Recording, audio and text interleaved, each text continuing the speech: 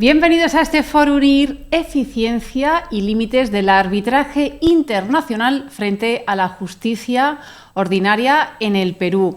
Hoy queremos hablar sobre el rol del arbitraje como una alternativa más ágil y técnica, pero también de otros aspectos, ¿no?, que sobrevuelan: corrupción, falta de transparencia o conflictos de intereses. Vamos a hablar, por tanto, de oportunidades, de retos, y además lo vamos a hacer con destacados expertos. También quería ya saludar a todos aquellos que nos estáis saludando en el chat. Por ejemplo, Luis Antonio desde Lima, desde Perú, y también desde esa misma ciudad, Alberto. Son varios los que ya nos estáis diciendo buenos días allí en Perú, buenas tardes desde aquí, desde España. Y no me queda ahora nada más que animaros a que participéis con vuestras preguntas, con vuestros comentarios, y a decir que tenemos pues un foro muy interesante con tres destacados expertos, y uno de ellos, al que enseguida voy a presentar, pues que nos va a dar esa primera ponencia principal para hablarnos de esas claves del arbitraje en el Perú. Saludo ya a Alberto Montezuma Chirinos, que es fundador de Montezuma Abogados y experto en arbitraje internacional. Además, es abogado por la Universidad San Martín de Porres y se desempeña como árbitro en procesos ad hoc y ante distintos centros de arbitraje del Perú. Alberto, muchísimas gracias por estar hoy aquí con nosotros en este Foro Unir.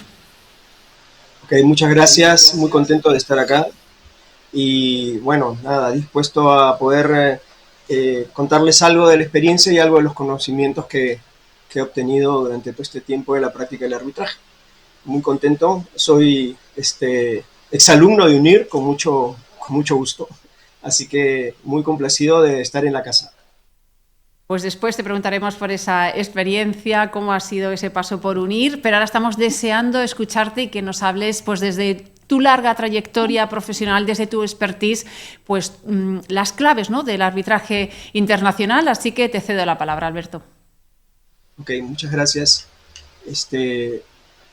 Vamos a ver, quiero... ¿Estamos? Muy bien.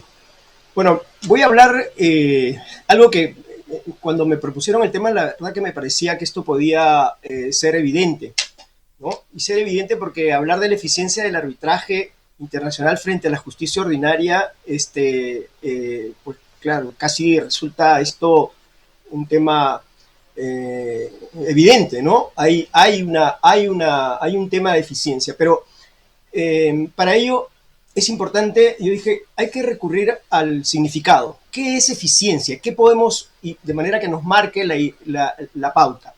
Y así tenemos, ¿no?, que recurrimos a criterios de la cultura organizacional para poder asimilarlo al arbitraje.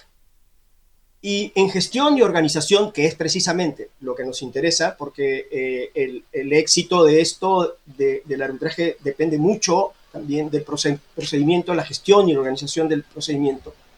No dice que eficiencia es la relación entre los resultados obtenidos y los recursos empleados. ¿Qué recursos empleados? El tiempo, el dinero, el esfuerzo, la información, de manera que se minimicen todo lo que pueda resultar un desperdicio, ¿no?, sin sacrificar la calidad del resultado.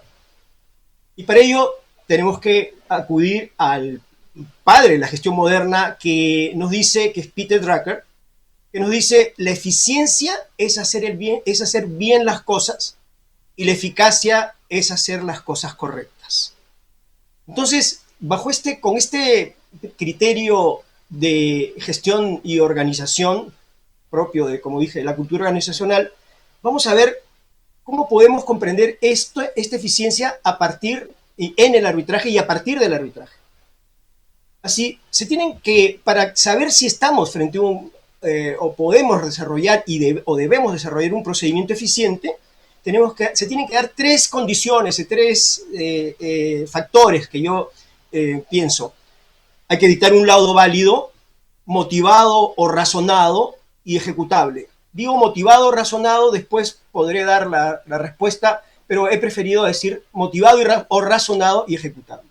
Por otro lado, hay que considerar el tiempo, los costos y los esfuerzos estrictamente necesarios para desarrollar el proceso. Y un tercer factor que hay que auscultar en este asunto para medir eficiencia es: hay que respetar el debido proceso y la igualdad de armas.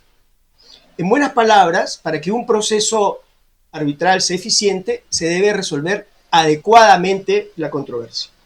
Entonces, este concepto es el que vamos a tener presente durante el desarrollo de esta disertación sobre la eficiencia y del arbitraje frente a la justicia ordinaria. Bien,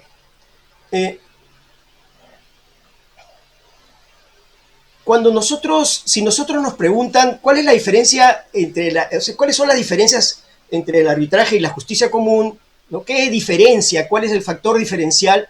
Evidentemente que lo primero que salta es que la gran ventaja que existe en el arbitraje es que la solución de las controversias en el arbitraje son ostensiblemente más rápidas que ante las cortes estatales. Y esto marca un impacto muy fuerte, porque cada vez que se habla de que el arbitraje es más rápido, se habla de la celeridad, pero yo creo que hay que analizar también que otras razones, y para eso debemos conocer por qué, de alguna manera, la resolución de controversias en las cortes estatales adolece de esta lentitud.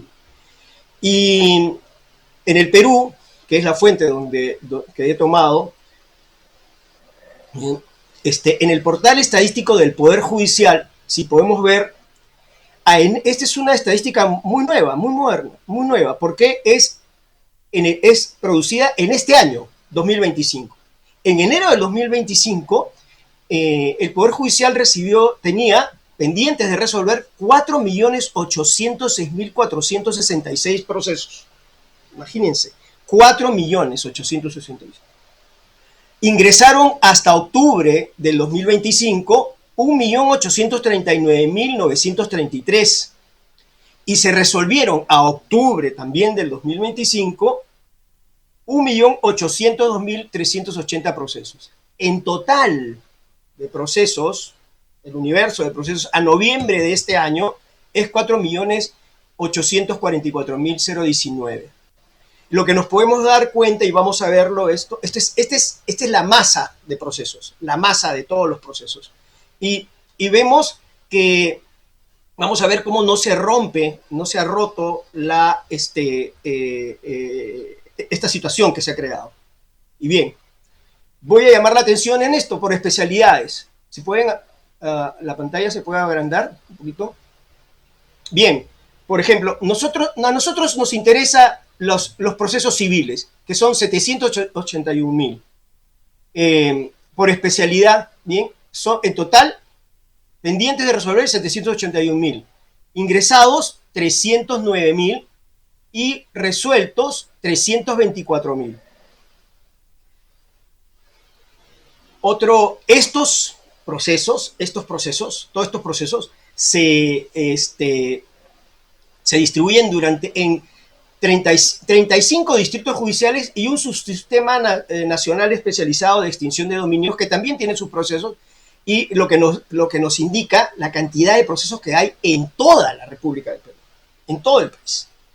Bien, estas cifras, como lo marco allá, son una parte importante del detonante que justifica la decisión de las partes para acudir al arbitraje en resolución de controversias. Esta es una información oficial. No tengo información oficial realmente de todos los centros de arbitraje que existen en el Perú. Sin embargo, puedo dar una información casi oficial del Centro de Arbitraje de la Cámara de Comercio de Lima, que desde el año 1994 hasta la fecha viene ejerciendo. Es el primer centro de arbitraje nacional del país, es quien marca la pauta, quien comenzó a hacer arbitraje institucional en el país, ¿no? Serio y con una mirada de trascendencia. He tenido la oportunidad de constituir el primer tribunal arbitral en el Centro de Arbitraje de la Cámara de Comercio de Lima en el año 94, y si consideramos que según la estadística durante estos 30 años hay un promedio de casi 9.500 procesos arbitrales, podríamos decir que los procesos arbitrales, habría un promedio de 316 procesos arbitrales por por años. Sin embargo, esto no ha sido así, porque hay dos factores muy importantes que hay que tener en cuenta, ¿no? Y que son, primero, que a partir del año 99 se ingresa un arbitraje especializado, que es el arbitraje con el Estado, en contratación estatal. Y esto, luego, se ve, hemos tenido varias leyes de arbitraje, que siendo la última ley de arbitraje, la del año 2002, basada en la ley modelo UNCITRAL, que tiene una particularidad por ser monista y ha sido dada de una manera especial para poder blindar al arbitraje y poder ejercer el arbitraje. Bien, ¿por qué el arbitraje es más eficiente? Yo siempre me pregunto por qué este resultado es por qué, porque no solamente es por qué la gente decide ir al arbitraje, no es solamente porque quiere más rápido, sino hay algo intrínseco que esto. Y esto es de cómo se forma. Si bien el arbitraje, como un juicio, un proceso judicial, nace por una disputa, la forma de ir a la disputa es distinta. Y eso, creo yo, marca un hito muy importante que hay que considerar y hay que analizar. ¿Por qué? Porque en el arbitraje hay un asunto previamente, en el arbitraje las partes constituyen un escenario especial mediante un convenio arbitral y las partes van juntas a solucionar su controversia. ¿Por qué? Al aparecer una controversia, una de las partes le comunica a la otra y ambos constituyen un tribunal arbitral para poder resolver. En el caso del Poder Judicial, de la justicia ordinaria, el proceso se inicia también a instancia de parte, pero se acude cuando la otra parte se le hace el reclamo por alguna vulneración del derecho, la otra parte niega esto y no está dispuesta a resolver, lo que hace que la parte acuda al juez. ¿Para qué? Para que el juez se encargue de ordenar, ¿no?, la restitución de ese derecho reclamado. Entonces la mecánica es totalmente distinta y ahí comienza se determina la diferencia y ahí comienza es el punto de toque para poder considerar por qué el proceso arbitral es más eficiente que en el Poder Judicial. No solamente es la carga procesal, porque la solución de la controversia recae en el juez, únicamente el juez, porque las partes solamente no hacen sino reclamar a favor, ¿no?, pero no construyen un modelo que permita llegar a una solución del proceso de la controversia como se espera. Bien, entonces, acá hay un tema muy importante y me pregunto, ¿cómo podemos distinguir que el arbitraje resulta ser más eficiente? Hay un asunto muy importante que es el asunto de la arbitrabilidad, y al determinar la arbitrabilidad también estamos estableciendo una separación, una distinción muy especial, a pesar de que las materias que se discuten tanto ante el Poder Judicial como en el arbitraje son similares, ¿no? Entonces, ¿por qué? Porque en ambos casos hay derechos disponibles. Estoy yendo un poco más rápido porque el tiempo se me va. Así que, y esto se debe a que en el arbitraje predominan normas dispositivas y la autonomía de la voluntad.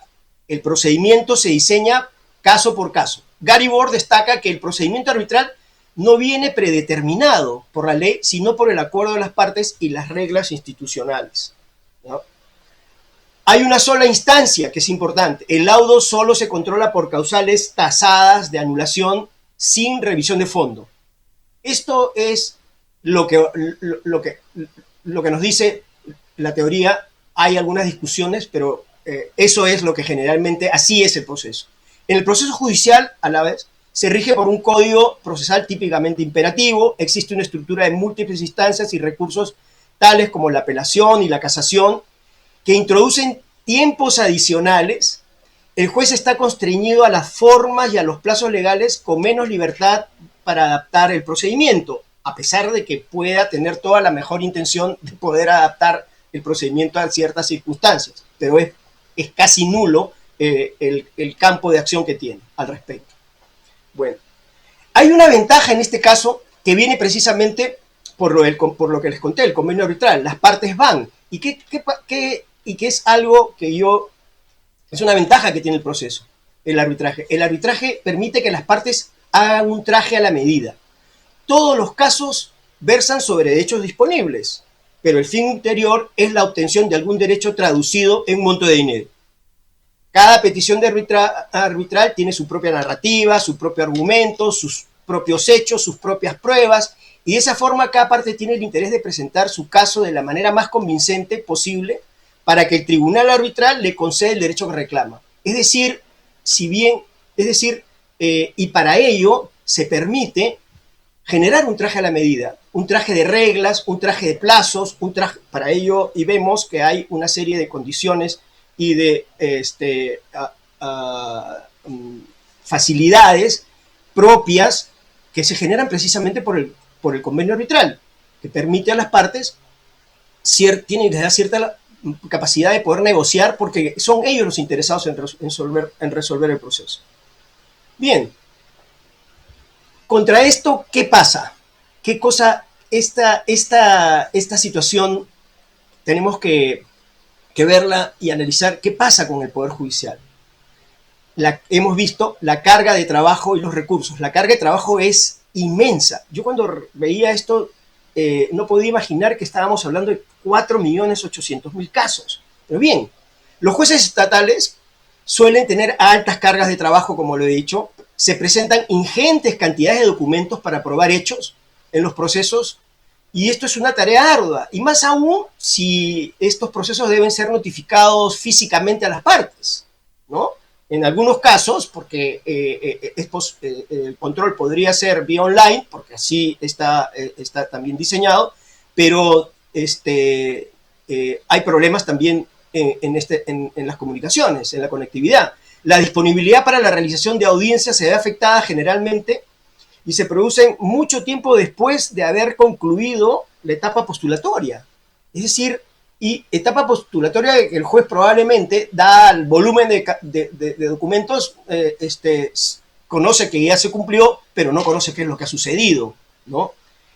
Esto impacta directamente la duración real de los procesos, aunque exista formalmente el principio de celeridad procesal y de concentración del proceso, que es lo que, digamos, la característica de eficiencia que y con la que cuenta el proceso judicial para poder obtener un resultado, una decisión adecuada.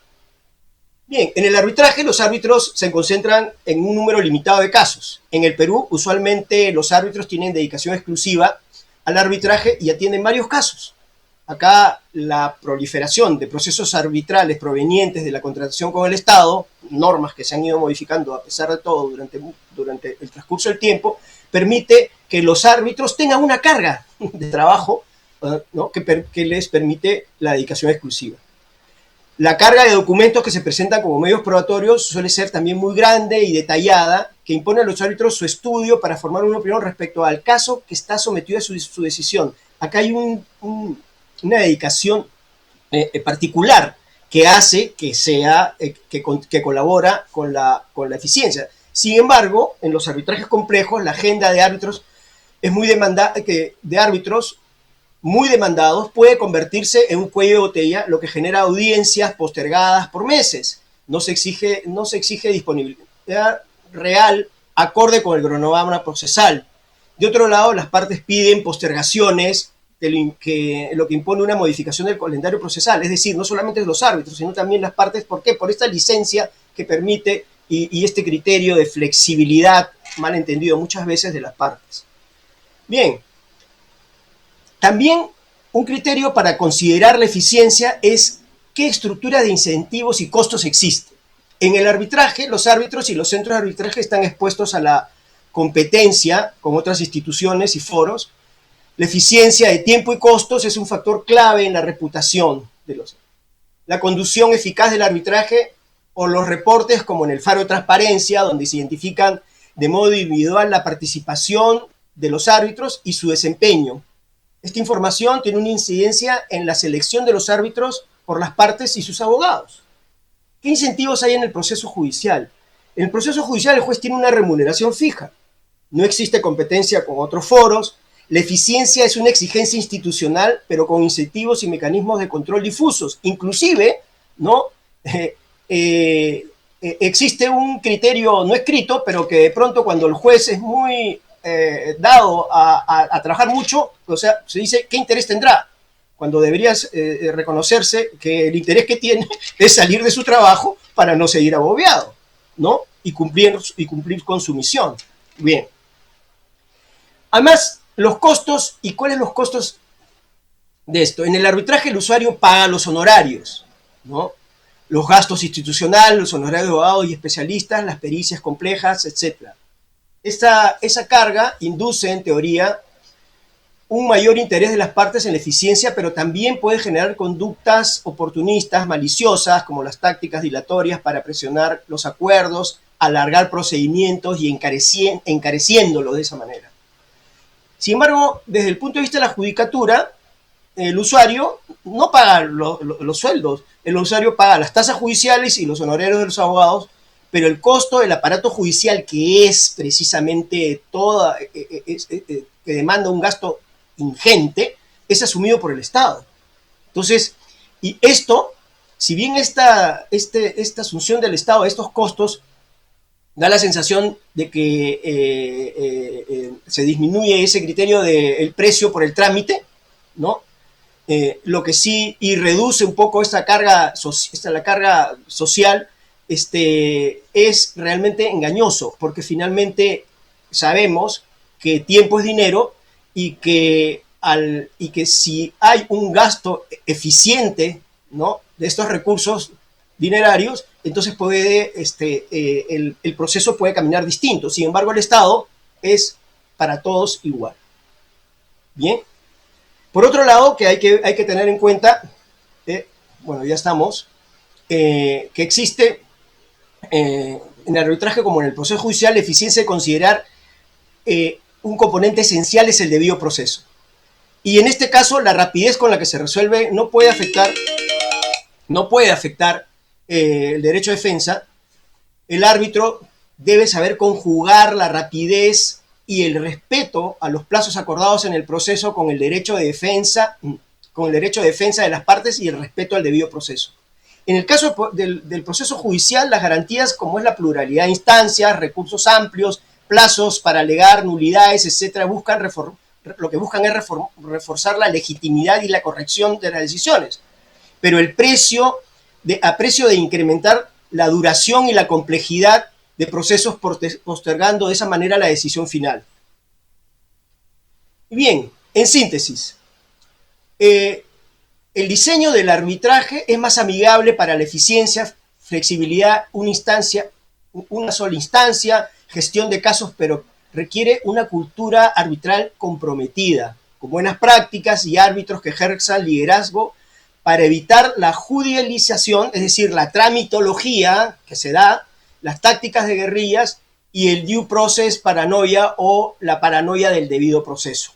Es decir, acá el árbitro juega un rol sumamente importante. En el proceso judicial, las mayores restricciones son restricciones estructurales para que se genere una eficiencia de gestión.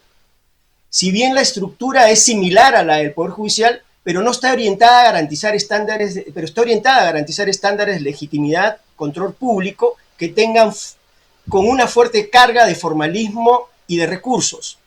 Esto tiene que ver, como lo expliqué, por el origen que tiene el proceso, tal como lo mencionamos al inicio, ¿no? En el caso el litigante, la persona que demanda, va a exigir que el juez le restituya el derecho. Y bien, para finalizar, ¿no?, tenemos algo que tenemos que tener en cuenta. Los negocios actuales, ¿no?, debido a la digitalización, el Internet, las comunicaciones globales en tiempo real, han dado lugar a nuevos negocios y a una velocidad mayor de los negocios existentes. Y esto trae como consecuencia, y traerá como consecuencia, la aparición también de divergencias que requieren soluciones rápidas, soluciones inmediatas, soluciones... ¿Por qué? Porque tiempo es dinero. Entonces tenemos que tomar una decisión. Y ante esto, el arbitraje siempre ha sido el instrumento de solución de controversias más idóneo para el ámbito comercial, para las disputas en este ámbito. Y se ratifica ahora la velocidad para esto, en estas eras, en estos tiempos. Por lo tanto, el arbitraje seguirá siendo, ¿no? Y yo creo que debemos asumir un compromiso de que siga siendo y mejorando constantemente en su participación para la solución de las controversias. Bien, en conclusión, ¿no? La eficiencia en el arbitraje no es solo ser más rápido que el Poder Judicial, sino diseñar procesos a medida del caso, tailor-made process, ¿ah? Gestionar activamente tiempos y costos, mantener la calidad técnico-jurídica del laudo, proteger el debido proceso y garantizar la participación igualitaria a las partes. Bien, si nosotros estas 4 ideas, 4 conclusiones, las hacemos converger, quiero concluir diciendo que la eficiencia es un compromiso compartido entre las partes, árbitros, instituciones, y este compromiso, más allá de las reglas, es lo que marca la diferencia respecto al Poder Judicial en tiempo, costo y satisfacción del usuario. Si nosotros consideramos esto y sabemos efectivamente que el arbitraje tiene estas características, bueno, pues entonces no nos durmamos en los laureles, mejoremos las prácticas y comprendamos de que no se trata de hacer las cosas más rápido, sino hacer las cosas mejor. Muchas gracias. Pues muchísimas gracias, Alberto, por esta exposición y esa comparativa, ¿no?, entre el arbitraje y la justicia ordinaria. Son varias las preguntas que están entrando, os animo a que las sigáis enviando, después se las vamos a trasladar también al resto de los expertos que nos van a acompañar y que enseguida voy a presentar. Pero te quería, Alberto, trasladar algunas de esas preguntas que están entrando ahora mismo en el chat. Por ejemplo, Manuel pregunta, a propósito de la naturaleza jurídica del arbitraje, ¿por qué son obligatorios los laudos arbitrales? ¿Por tener una naturaleza contractual, jurisdiccional? Alberto. Bueno, el laudo es obligatorio porque las partes deciden someterse a la decisión de los árbitros, a someterse. Y no tiene una naturaleza contractual únicamente, tiene un origen contractual, pero es jurisdiccional en la medida de que puede ser compelido contra la otra parte. O sea, esto es y eso es digamos, la finalidad del arbitraje, la resolución de la controversia de manera vinculante a las partes que han intervenido, ¿no? Porque ellos son los que acuerdan. Más preguntas por aquí de Henry. Alberto, dentro de tu experiencia, ¿qué se debe hacer para que el laudo no caiga en anulación? Bueno, a ver, para que el laudo no caiga en anulación, en primer lugar debemos contemplar que las causales de anulación están tasadas y están referidas a temas de orden procedimental, de proceso, no están referidas al fondo. Sin embargo, en el Perú existe la posibilidad de la anulación de los laudos generada, ¿no?, por las Cortes por un tema de motivación, ¿no? Entonces, está evidentemente prohibido. Está prohibido, pero sin embargo las Cortes han argumentado la posibilidad de poder anularlos y ahora ahora ese es el tema, ¿no? Ese es el tema. Entonces, yo creo que la anulación, mejor dicho, el recurso de anulación no podrá ser evitado porque es un derecho que las partes pueden ejercerlo una vez obtenida la decisión. ¿Y qué es lo que está sucediendo, ¿no? Lo sucede que ahora en Perú, casi, si no todos, la gran mayoría de los laudos son recurridos en anulación, ¿no?, tratando de constituir esto como si en una segunda instancia. Pero lo que hay que cuidar, definitivamente, es que el laudo responda, ¿no? Tanto la propuesta de las pretensiones del demandante, como también las razones por las cuales el demandado, de ser el caso, ¿no? No se le sostiene, no se le concede, no se le da la razón.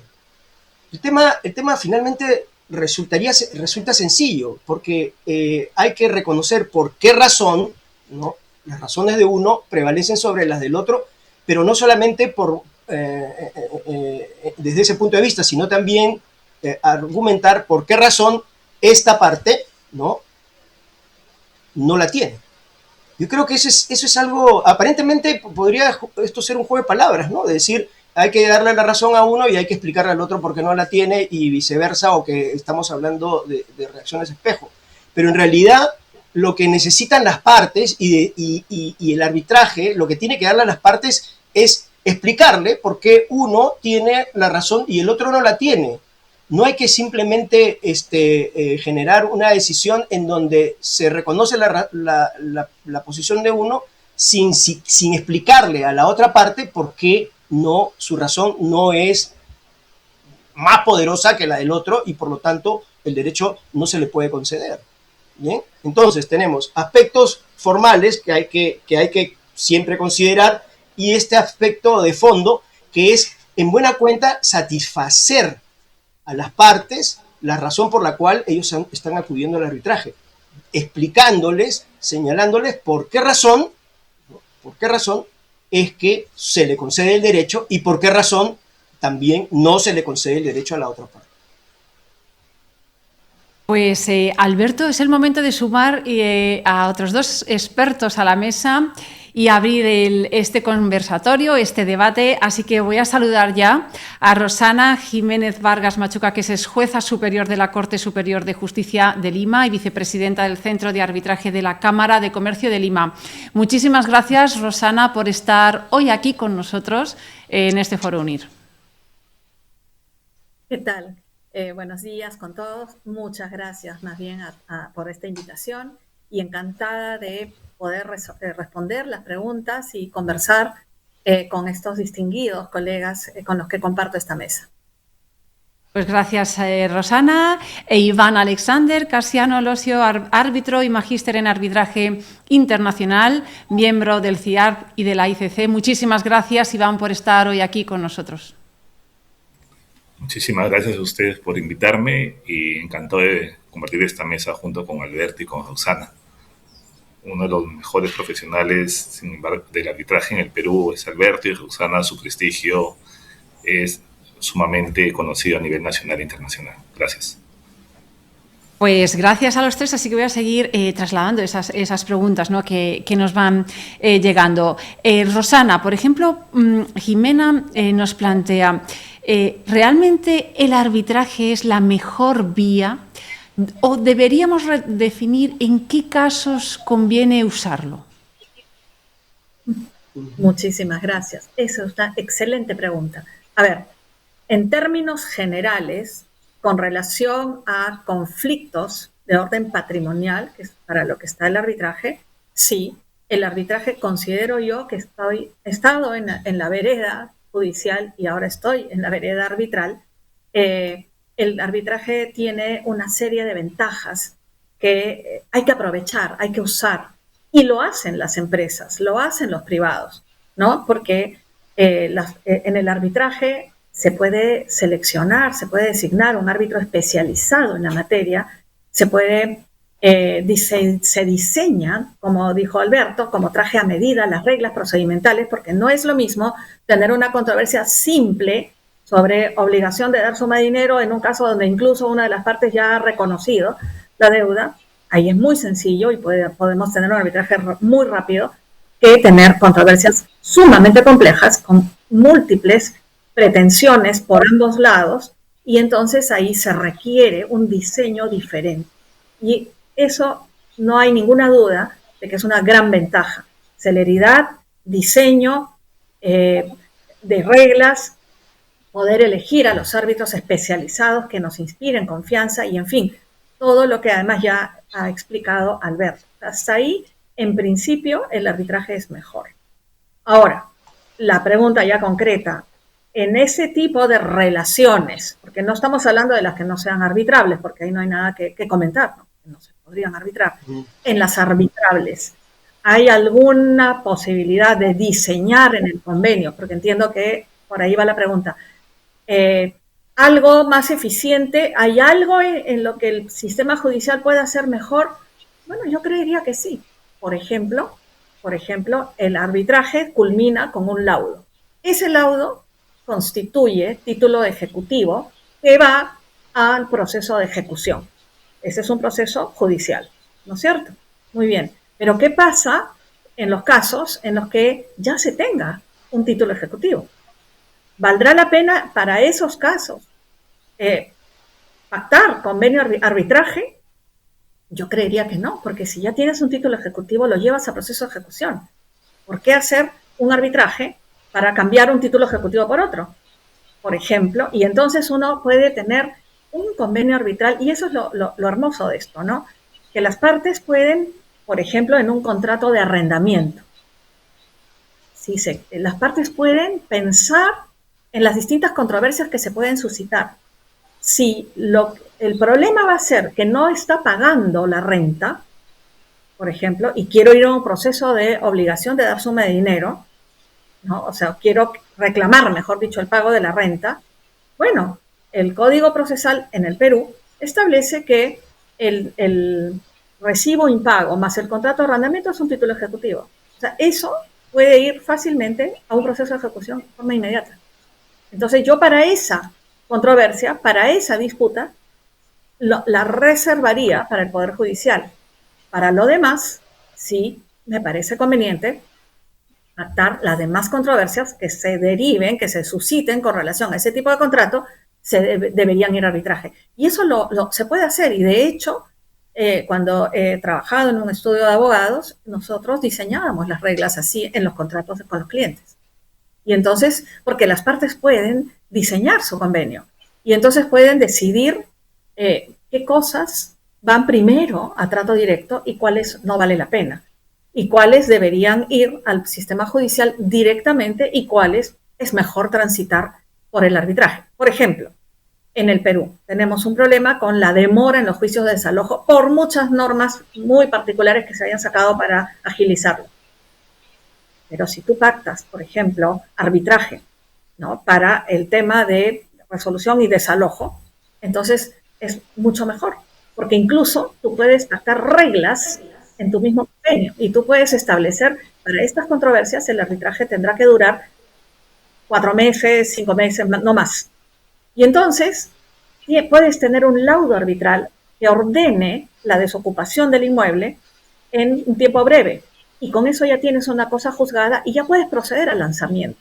En lugar de ir a un juicio de desalojo que te puede tomar con su doble instancia, la casación, sube y baja, nulidades, te puede tomar 7 años, ¿no? Entonces sí, esa es, digamos, con este ejemplo es la respuesta a esa pregunta.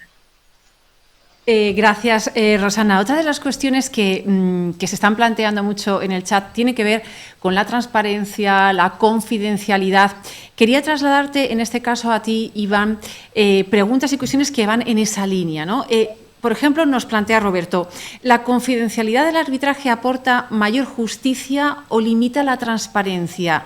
¿Qué riesgos identificas en todo esto? Hola, muchas gracias. Mira, es muy acertada la pregunta de Roberto porque en el arbitraje internacional la confidencialidad, digamos, está muy resguardada. En el arbitraje doméstico en el Perú, básicamente con relación pública, lo que se busca es que haya una mayor publicidad de los laudos arbitrales y también de otras actuaciones arbitrales que sean importantes. ¿Y esto por qué? Porque la gran diferencia es que mucho de lo que se arbitra en el Perú domésticamente, que es contratación pública básicamente, estamos hablando del presupuesto público y la ejecución del presupuesto público. En ese sentido, me parece que es muy acertado que el Perú publique todos los laudos, y existe para ello incluso un banco de laudos ahorita administrado por el OS de más de 34,000 laudos, donde se dice cómo se está laudando, cómo se está determinando la asignación de los recursos al contratista o al Estado en estas controversias del arbitraje doméstico, y creo que es muy favorable para la justicia, para la transparencia. Es sumamente beneficioso para el Estado peruano hacer eso, y le da mayor credibilidad al arbitraje, porque cualquier ciudadano puede ingresar al Banco de Laudos y determinar qué es lo que sucedió en este contrato y por qué razón se le asignó determinados recursos al contratista o no se le asignó. Creo que es favorable realmente. Muchas gracias.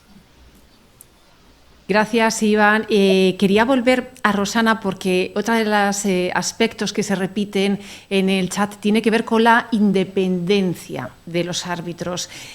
Nos plantea Carlos cómo se podría mejorar esa independencia, además en procesos complejos con el Estado, e incluso Manuel pone también sobre la mesa si considera eficiente que sean los propios centros de arbitraje quienes sancionen a los árbitros.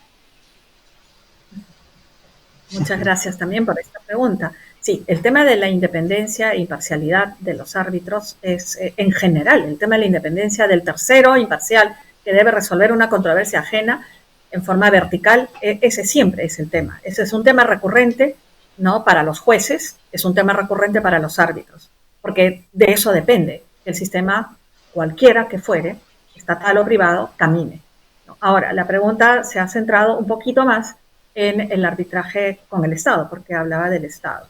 A ver, se cuestiona a veces el hecho de que las partes designan al árbitro, ¿no? Cada parte designa a un árbitro y luego entre los dos árbitros, según el tipo de convenio, ¿no?, designan al presidente. Sobre eso hay hasta tesis de doctorado en el mundo, ¿no?, y a favor y en contra, con talleres, con estudios, con bueno, con mucha estadística, mucha data alrededor de ello, ¿no? Un poco la conclusión a la que han llegado muchos estudios es que con sus pros y sus contras sigue siendo ventajoso ese sistema, el que las partes designen. Porque, claro, seamos honestos, ¿no?, las partes quieren ganar y van a buscar al árbitro que sea más afín a sus posturas, ¿no?, por lo menos. No estamos hablando ni siquiera de corrupción, estamos hablando de una imparcialidad en general, ¿no? Pero los árbitros se mueven en un mercado y el mercado arbitral tiene que ver con su prestigio, con su imagen, con su reputación, ¿no? Eso juega un rol muy importante, por un lado. Luego, el otro punto.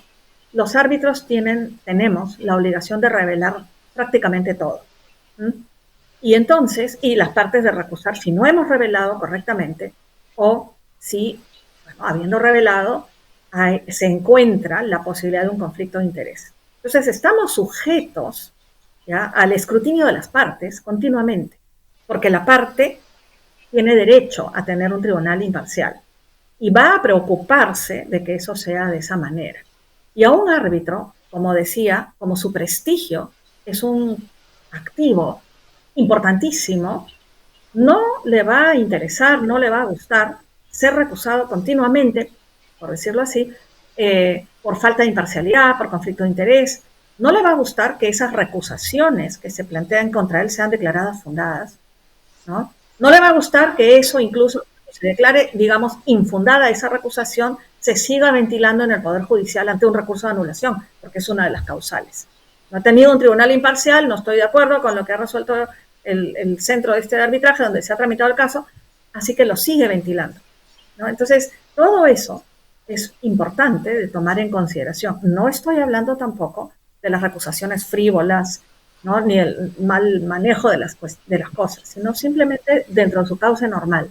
Entonces, todos esos son límites, son frenos para la conducta en general de los árbitros, ¿no?, porque su reputación es muy importante. Entonces, eso es un punto que es grande y es a favor de que las partes sigan designando. Y además, los dos árbitros van a designar al presidente, ¿no? Y el presidente de los tribunales arbitrales en realidad es quien dirige los procesos. No es el que decide, por supuesto, porque hay votos, pero es el que dirige el proceso. Eso es importante tomar en consideración. Ahora, la pregunta también consulta si los centros de arbitraje pueden sancionar a los árbitros. Sí, los centros de arbitraje sí pueden sancionar a los árbitros, digamos, empezando por ejemplo, la recusación fundada. También existen en los centros de arbitraje los procedimientos de oficio por haber atentado o haber vulnerado la ética que está establecida dentro del código de ética correspondiente. También, ¿no?, ante determinadas conductas, los centros pueden abrir procedimientos sancionadores y pueden, por ejemplo, retirar al árbitro de la lista de árbitros de ese centro. Y así, hay una serie, puede amonestar, en fin, sí tienen prerrogativas los centros de arbitraje con relación a la conducta de los árbitros, porque los centros de arbitraje también se van a posicionar y tienen una imagen que también tienen que salvaguardar, y esa imagen va a tener que ver con la corrección de los arbitrajes, ¿no?, con la lista de árbitros que mantengan, ¿no?, dentro de su centro. Así que sí, sí pueden sancionar y me parece que es adecuado que lo puedan hacer. Pues estamos hablando de independencia, estamos hablando de imparcialidad y voy a introducir otro aspecto más y me gustaría conocer la visión de Alberto de todo esto que estamos hablando, pero con un aspecto nuevo que en el chat nos plantea Clever y nos pregunta: ¿qué reformas o mecanismos consideran prioritarios para fortalecer la confianza en ese sistema arbitral? Alberto, no sé si tienes algo que añadir a lo que han comentado tanto Rosana como Iván respecto a esa independencia e imparcialidad, y qué responderías, ¿no?, a Clever sobre esas reformas necesarias.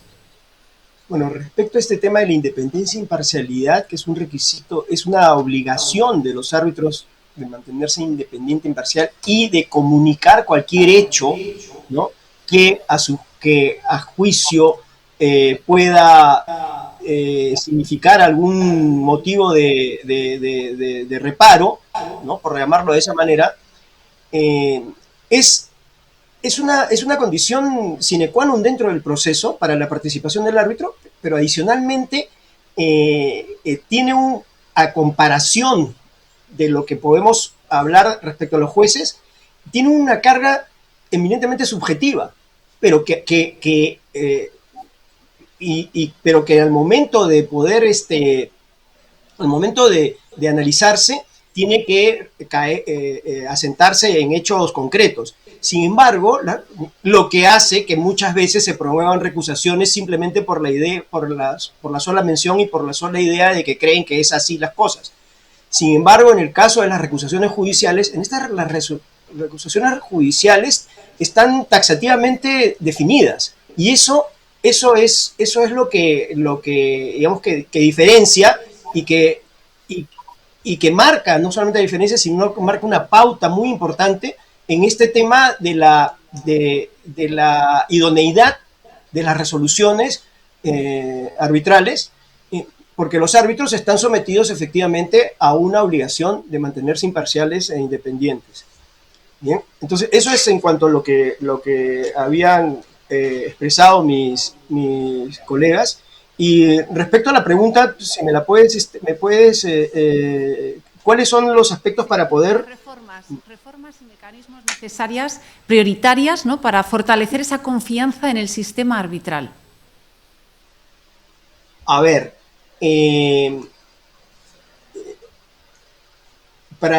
yo creo que la confianza en el sistema arbitral está demostrada, porque, por ejemplo, a ver, en el Perú en particular, que tenemos este fenómeno especial que se llama el arbitraje en materia de contratación con el Estado, se inicia en el año de 1999, y a estas alturas es claro, es evidente que se trata de una política de Estado, que ha permitido, y una política de Estado centrada en que el Estado busca a los medios alternativos de resolución de controversias como la forma más idónea para poder resolver sus controversias. Al extremo ahora que la reciente ley ha reforzado la figura de la Junta de Resolución de Disputas, llamándola ahora y dándole un encargo adicional que es la Junta de Prevención y Resolución de Disputas, lo que implica que los medios alternativos de resolución de conflictos tienen una adhesión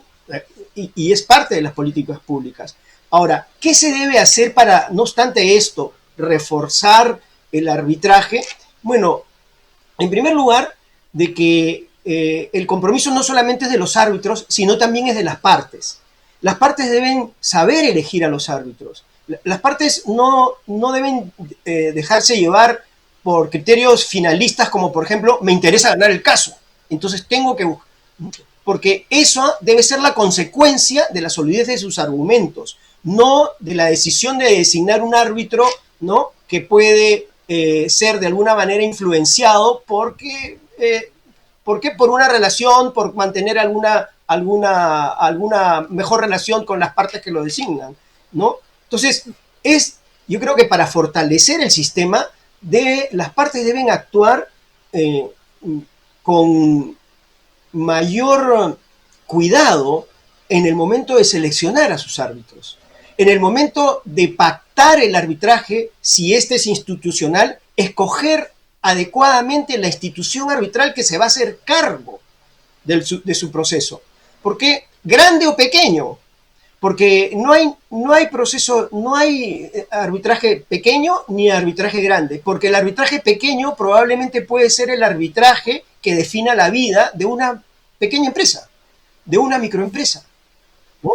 Entonces, no porque sea un arbitraje cuantioso, que solamente los pueden tener las grandes compañías, las grandes empresas, es más importante. Entonces, todos, de alguna manera, debemos considerar eso, las partes deben considerar, y para eso las partes deben estar adecuadamente asesoradas, con profesionales que conozcan el movimiento. Está claro que el proceso arbitral no es un juicio, y la forma, ya lo he explicado, la forma como se va al proceso arbitral es distinta a la manera como se va al juicio. En el arbitraje hemos visto que hay una interacción entre todos, entonces hay que conocer ello. Y para eso, las personas que asesoran deben ser de alguna manera especializadas, con experiencia, con conocimientos, y que da la práctica constante de esta disciplina. Entonces, yo creo que la manera de fortalecer, si vamos a hablar objetivamente de fortalecer, es que las partes realmente cuiden que su participación es vital. No pueden dejar que las cosas sucedan. La responsabilidad no recae solamente en los árbitros, no recae solamente en la institución arbitral. La responsabilidad para fortalecer esta institución es tarea de todos los que intervenimos en el proceso arbitral. Has hablado, Alberto, además de profesionales, de la necesidad también, dejabas caer, ¿no?, de esa formación, de esas competencias. Por eso yo quería preguntarle también a Iván, como árbitro, ¿no? Pregunta Fátima, ¿qué habilidades consideras tú indispensables para un abogado que se quiera dedicar al arbitraje internacional? ¿Cuáles son esas competencias clave que van a determinar que ejerza bien, ¿no?, su profesión? Gracias. A ver, creo que tenemos básicamente dos tipos de habilidades, las duras y las blandas. Las duras es básicamente el conocimiento que debe tener, el conocimiento que siempre va a tener que ser marcado por lo que el árbitro, hasta dónde quiere llegar, a qué foro quiere pertenecer. Vale decir, tenemos instituciones sumamente serias como ICC, como CIAR, que te ayudan a tener ese know-how que uno al día de hoy, cuando se dedica al arbitraje doméstico, no puede tenerlo. Tenemos también maestrías como la maestría de arbitraje internacional que la desarrolla UNIR, que te permite dar una perspectiva global del arbitraje saliendo de tu país, una perspectiva global donde participas con personas de diferentes países, Colombia, Panamá, Costa Rica, Perú, Chile, etcétera, que te van a ayudar un poco a tener esas habilidades duras, así como otros cursos de CIAR, de ICC, etcétera, que te ayudan a solventar ese conocimiento académico que los obtienes en las aulas universitarias y en tus cursos de posgrado seguramente a nivel nacional, pero que a nivel internacional es una visión distinta. Es una visión distinta, ¿por qué? Porque tienes tanto los dos grandes sistemas, el Common Law y el Civil Law, que tienen tradiciones jurídicas diferentes, principios y que te pueden permitir estos estudios entender cómo puede haber una sinergia entre ambos sistemas jurídicos. Y luego tenemos habilidades blandas. Las habilidades blandas necesarias para poder llevar a cabo una audiencia arbitral, para poder entender estas incidencias que van a existir, estos intereses de las partes que son distintos, y también el tribunal arbitral. Cada parte quiere ganar su caso, el tribunal quiere llegar a emitir un buen laudo que sea satisfactorio para todos. Finalmente, estas habilidades blandas te permiten articular adecuadamente entre los involucrados en el arbitraje para efecto de que se sientan satisfechos, pierdan o ganen con el laudo emitido y con el proceso arbitral desarrollado. Entonces, en síntesis, le diría a Fátima trabajar mucho en sus habilidades duras, en sus conocimientos, en los cursos, en la especialización, y trabajar también en las habilidades blandas respecto a cómo manejar una audiencia arbitral y las experiencias previas a ello también, que se tiene mucho en el arbitraje doméstico en el Perú. Gracias. Justo sobre esas competencias, esas habilidades de las que estaba hablando Iván, pues si vosotros pues queréis dar ese salto profesional también y seguir formándoos, porque además todo evoluciona, todo cambia muy deprisa y es necesario pues ir adaptando, ¿no?, nuestros conocimientos a lo que está ocurriendo, pues os hemos puesto en el chat un link para que podáis descubrir esas opciones de formación, y además podéis aprovechar que hay descuentos, becas, mejor dicho, de hasta el 60% para que podáis formaros y especializaros en diferentes cuestiones, como por ejemplo este máster universitario en arbitraje internacional, que además yo quería preguntarte, Iván, porque creo que tú lo cursaste también, y que si me podías resumir en una frase, en pocas palabras, ¿qué significó para ti, ¿no? ¿Cómo te cambió?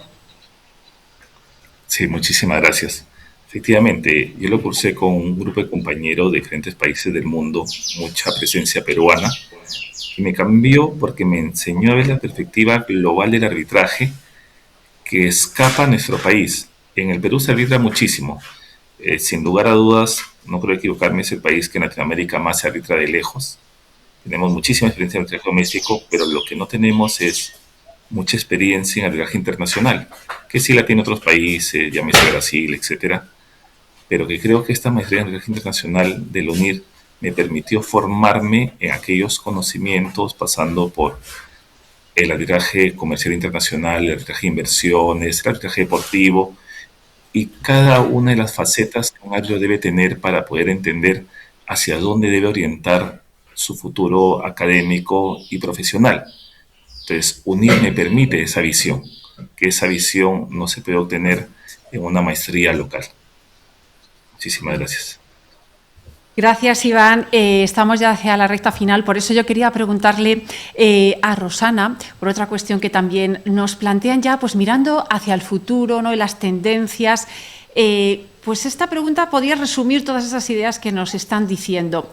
¿Cómo imaginas el futuro del arbitraje en el Perú para que no pierda su esencia y también pueda asumir el reto de integrar la inteligencia artificial? Bueno, muchas gracias nuevamente por esta pregunta, porque es cierto, hay que proyectar siempre, hay que tomar la experiencia pasada, crecer, ¿no?, mirar la experiencia de fuera, eso es muy importante, ¿no?, para poder proyectarse al futuro y evidentemente mirar los cambios que se van dando. Y ahí está incluida la inteligencia artificial, que está generando muchos cambios, muchas nuevas estructuras, que es bien importante tomar en consideración. No debemos quedarnos en lo que ya sabemos y cerrarnos en la zona de confort, más bien hay que mirar hacia adelante. Una cuestión que es bien importante es, por ejemplo, y eso lo ha dicho también Iván, ¿no?, es capacitarse continuamente, mirar afuera, mirar las buenas prácticas internacionales, ¿no? Eso es esencial, ¿no? Las reglas que recogen una experiencia que ya no solo se limita a un lugar específico del mundo, sino al arbitraje internacional que combina, ¿no?, incluye las experiencias distintas y los negocios que se celebran entre distintos países y que se ejecutan en otros países, y en fin, esa visión grande, ¿no?, tener la mente abierta y amplia con todas las posibilidades. Eso es indispensable. Y, por ejemplo, ¿no? Ver las prácticas para la realización de las audiencias, ver las prácticas para actuación de pruebas. Las reglas IVA, por ejemplo, son muy importantes. Ayudan mucho a comprender cómo lograr esa eficiencia máxima, ¿no? Y obtener el caudal, lo relevante del caudal probatorio que presentan las partes. Entonces son muchas cosas las que hay que considerar. Respecto de la inteligencia artificial, a mí en lo personal me parece que tenemos que estar siempre atentos, ver las nuevas plataformas que existen, ver todas las alternativas o las importantes alternativas que estén surgiendo, pero eso sí, en mi opinión personal, creo yo, siempre, pero siempre hay que verlo como una herramienta, como un instrumento. No ceder, no renunciar a nuestro criterio, a nuestra experiencia, ¿no? A nuestra especialización. ¿Ya? Nos contratan como árbitros por todo eso que nosotros venimos aportando, que venimos recogiendo de la experiencia, ese crecimiento que estamos teniendo, cada uno, ¿no? Entonces no debemos delegar decisiones a la inteligencia artificial. Yo creo que ese es un error que a veces se comete. Yo no hablo solo del mundo arbitral, del mundo judicial, o sea, vemos las noticias, ¿no? Los estudiantes, ¿no? que comienzan a dejar de pensar, a dejar de realizar el análisis que tienen que realizar para encomendarlo a la inteligencia artificial. Yo creo que eso no debe ser así. Debe utilizarse como una herramienta, ¿no? Y con todo esto, yo creo que el futuro, ¿no? La visión de futuro del arbitraje, y esa es una idea para los jóvenes sobre todo, la visión de futuro tiene que considerar los cambios, las innovaciones tecnológicas, pero también no dejar de lado la experiencia que ya se viene teniendo de atrás.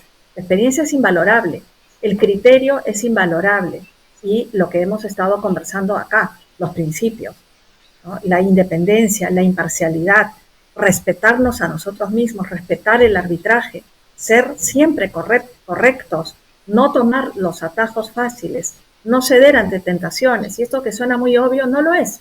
A lo largo de toda mi experiencia, tanto judicial como arbitral, yo veo, ¿no? Que las tentaciones para muchos se presentan en el camino.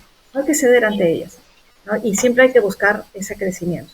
Eso sería lo que me parece que es indispensable de tomar siempre en consideración. Gracias, Rosana. Ya vamos contra reloj, por eso quería pedirte, Alberto, una última reflexión final, ¿no? para cerrar todo lo que hemos debatido hoy aquí en este foro. Y además hemos hablado de formación y en tu caso también te formaste en UNIR porque, como hemos dicho, es necesario seguir adquiriendo nuevas habilidades y conocimientos. Sí, efectivamente, yo hice el máster universitario en época de pandemia.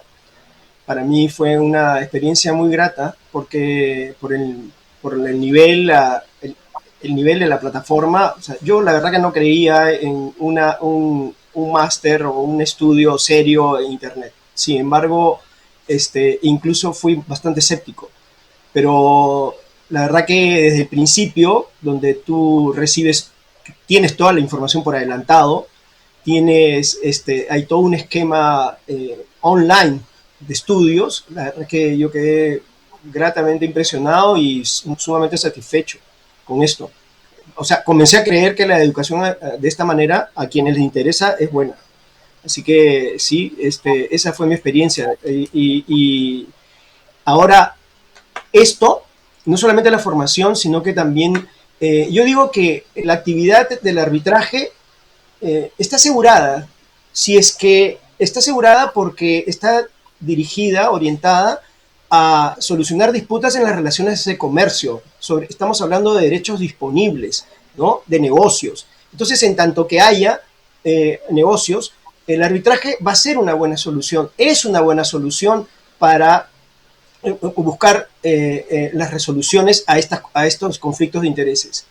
Y la tecnología es una herramienta muy importante a considerar. Lo que acaba de decir Roxana es sumamente importante porque, y sobre todo esto, la inteligencia artificial, que ahora está, que al principio la gente decía nos va a dejar sin trabajo, pero yo creo que la inteligencia artificial nos va a dar más trabajo de lo que nosotros imaginamos. Pero hay que considerar, en el Perú existe una regulación referida a inteligencia artificial. Y la inteligencia artificial, el uso de inteligencia artificial está clasificada como un uso de alto riesgo para actividades jurídicas. ¿Qué significa esto? Significa de que nosotros no podemos confiar en lo que nos dice la inteligencia artificial y creer a pie juntillas como si fuera la palabra sagrada. No, sino que tiene que ser verificada por el ser humano. Y esa es la condición. O sea, por eso es que es una herramienta. Y la responsabilidad final es de quien,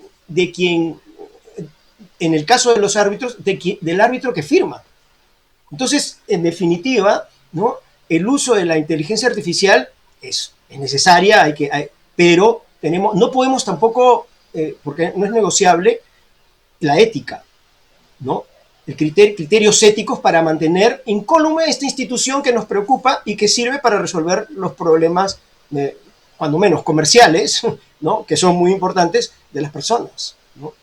Gracias. Pues muchísimas gracias, Alberto. Recordar a todos los que nos estáis siguiendo que os hemos puesto un link en el chat para que podáis descubrir esas opciones de formación para seguir adquiriendo nuevas habilidades, nuevas competencias y que además podéis acceder a becas de hasta el 60% de descuento. Así que os animo a entrar y a descubrir todos esos nuevos caminos profesionales que se pueden abrir.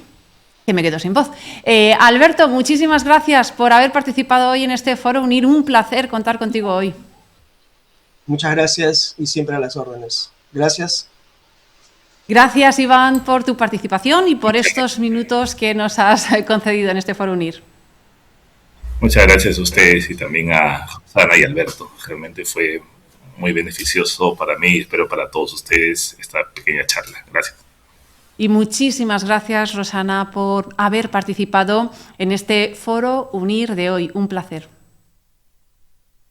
Muchísimas gracias. El placer ha sido completamente mío. Muchísimas gracias a los tres y muchísimas gracias a todos los que nos habéis seguido por esas preguntas, esos comentarios. Pediros un último favor y es que ahora, cuando os desconectéis, os va a saltar una encuesta, os pedimos que la rellenéis, que nos ayude a nosotros a seguir haciendo foros como este. Muchísimas gracias a todos y ahora sí nos vamos a despedir con unas imágenes muy emocionantes de nuestros alumnos que han decidido dar ese paso y formarse cuando por fin alcanzan sus metas y recogen ese título que tanto esfuerzo les ha costado. Con esas imágenes emocionantes os dejamos y seguro que nos volvemos a encontrar en otro foro UNIR. Hasta pronto.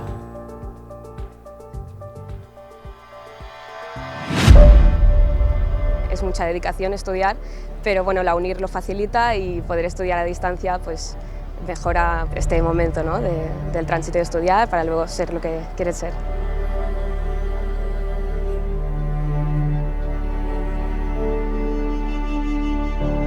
Nos estamos conociendo como muchos compañeros a la vez y es como una sensación muy extraña, es como algo virtual que se convierte en real, ¿no? Y entonces una felicidad enorme por los estudios, el esfuerzo y luego cómo no, por ese compañerismo que hemos estado haciendo durante 4 años. Un final que esperas con ansia después de todo el esfuerzo, el trabajo, el estudio, que al final tiene una recompensa y que mejor que celebrarlo todos juntos, ¿no? Es un premio a un sacrificio muy fuerte, son 4 años estudiando, he conocido a gente muy maravillosa.